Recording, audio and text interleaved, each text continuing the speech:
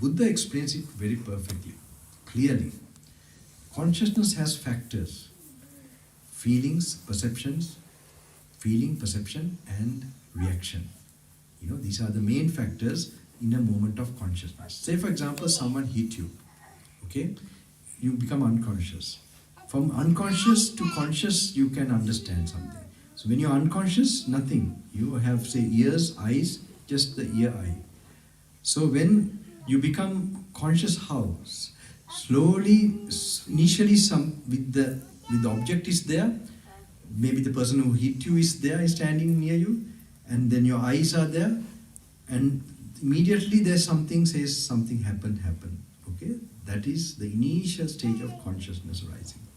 So how do you know that consciousness arises? You begin to feel. Okay, and when you feel, there's something that judges the feeling as pleasant, unpleasant, or neutral. That judging is called perception. When it judges as pleasant, there's something that reacts with greed. Unpleasant as reacts with hate. And if it's neutral, it reacts with delusion. This reaction is called sankhara. This is called karma actually. In the Paticcasamuppada, avijjapacca sankhara, this is the part where, because of karma, you have the karma vijnana coming. Vijnana. Sankhara pacca vijnana. Okay? This is very important for you to have a clear, at least theoretical understanding for what I'm trying to explain. And so when you have this, so you must know these are the factors of consciousness. For each organ you have different consciousness. From the ear, with the sound. Now the sound, if it hits your eyes, you don't get anything. It should come in contact with the ear. If a form, you can't see a form through your ears. It has its own domain. Okay, the eye, ear, nose, tongue, body, mind. These 6 sense organs have their separate. So always a consciousness to arise, it needs an object, and it needs the organ, and then it needs that initial manasikara is called reflection. 3 to come in together rises the consciousness. And when consciousness arises, there's feeling, perception like that. Okay? So remember this very carefully. You need an ear and an object, eye and an object, nose and object. Okay? The dying moment, what is it? The dying moment, you have the last thought, and the last thought becomes an object for consciousness to arise. Okay? It happens in the mind. Alright? Manodwara. So, now if you accumulated karma, normally the predominant karma with anger or greed, that comes, now for example, even coming for this program, you can see initially somebody told you about this program. You got to know. And then this, you must know you need an object and the ear. Now, how you accumulate the karma, the karma with greed and anger. Say you attach to your parents, your relations, suddenly in the moment of death, you will see you remember your mother, your father, or your child, especially children. That attachment is so much. And if you have that, and then that becomes an object for consciousness to arise. It needs an object. It cannot arise just in the empty space or sky. It needs these conditions. The consciousness arises conditionally. Paticcasamuppanna. So then, when you are dying normally, so when you get some memories, normally if you are accumulated in the Kamaloka, in the 5 senses, you get a thought in the Kamaloka. And that becomes an object, and when consciousness arises, there's Nama Rupa, name and form, and rebirth happens. This is how the rebirth process takes place. Okay? Say, when you have such a person, you have also the last thing that happens in your body, the last breath goes out. Okay? When the last breath goes out in everybody. Now, you have also a last thought. So normally a normal person who have maybe done good deeds also, when he's dying, he has 2 options. He has the last thought and the last breath. Do you think he can look at the last breath until it goes? Or will he be distracted? What do you think? He'll be distracted. Okay? So, you have heard about some persons called, the saints called Anagami. Okay? The Anagami, why is he called Anagami? He will not return to this sensual plane or any sensual plane. He has no desires to the 5 senses. Kamaloka, he has no desire. And he has not accumulated any karma in the Kamaloka. Okay, so he doesn't get a last moment thought distracting from the Kamaloka. But he has accumulated karma with the dhyana. Dhyana is a peaceful feeling. Okay, he's still not detached from dhyana. He still has craving for dhyana, peaceful feeling. It's a feeling. So, and also he has accumulated karma with that samadhi. So the last moment when anagami being passes away, do you think he can keep watching the last moment of his breath? What do you think? Just think how I explain, and then you remember whether he has karma and whether he still has craving. If that is there, then he might be distracted, or you think he can actually keep his attention to the last moment. Of course, he has no attachment to the five senses, but he has attachment to something else.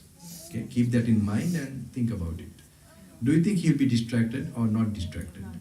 Distracted. Sorry? Distracted.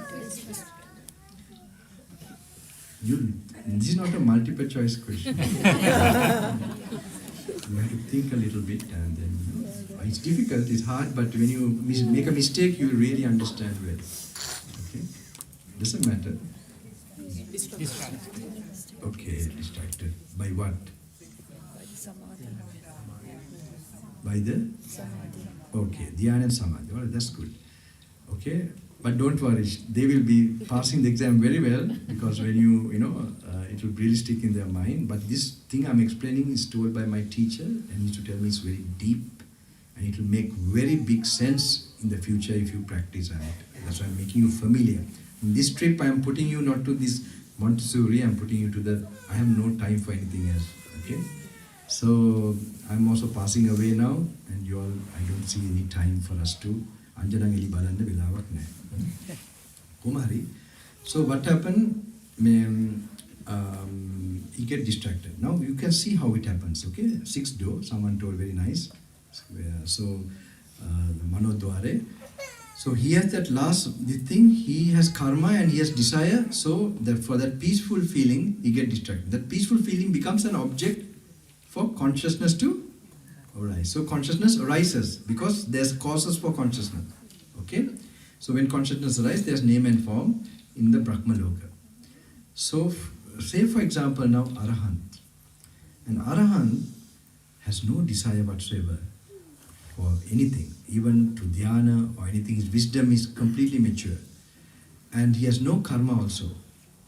The last moment, when the last breath is going, can he keep watching the last breath? Just picture it. Don't listen to my words. Just picture, can he keep that attention? Because he has no desire, no inclination, no karma. He can keep. When he keeps like that, is there any causes for consciousness to arise? Okay. Yes, and there's no object arising for consciousness. You must see how consciousness, does it have causes that time when he's doing like that? Is there any causes for consciousness to arise? Okay. Yes. He can concentrate on it. Yes. So when he's focusing, because he has no desires, and you must also think about this, before we thought how we checked how, there was an object, then there are causes for consciousness, then it arises. But now the causes are not there, then it can't arise. Okay? That is the important thing. So Buddha is breaking the causes, Buddha is removing the causes. Because consciousness is a big question. This is the thing that makes you reborn.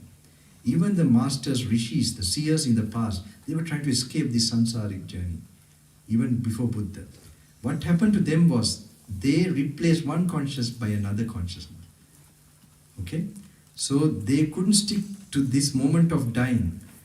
The moment of dying has the way to eternity. Okay? If you can be in the moment of dying, remember this, if you can be in the moment of death, you are going to be, that's the doorway to immortality. No one stays there except the enlightened ones. Okay? This is very deep. My teacher also told deep, now I got new ideas, that's also deep. Okay? But when my teacher made me familiar, I used to like to listen to this. And it made big sense when I read the original teachings and practice at a later period.